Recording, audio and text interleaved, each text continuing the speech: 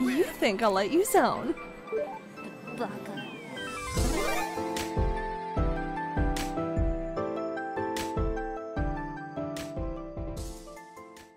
What has Rek-Rap gotten himself into now, and can Peter help him out with this so-called case?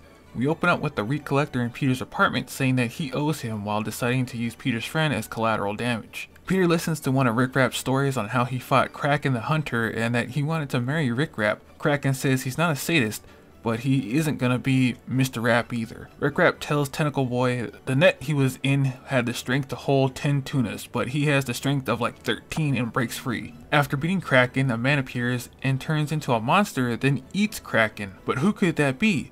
Then Peter interrupts Rek-Rap, saying that the keys he was trying to crack was just a Recollector taking the demons back to Limbo, meaning Rek-Rap didn't want to go back home. Peter tells Rek-Rap that he's going home whether he wants to or not. Rek-Rap tells him that the Recollector keeps going into people's houses after catching a demon, and there's always a light show for some reason in the attic. The Recollector meets up with Madeline as she asks how much longer must it be before they can catch Rek-Rap.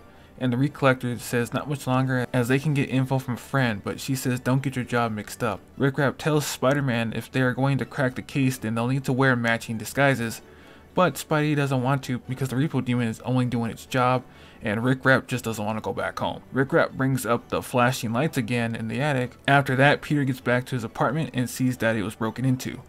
But then what Rek-Rap has said starts to make some sense when Randy's phone is on the floor. That maybe the Repo Demon was collecting more than he was supposed to. As the comic ends, Peter finds the Repo Demon in an attic that Rek-Rap was watching because for the Recollector, he wants the debt paid and now. So he starts to eat Spider-Man.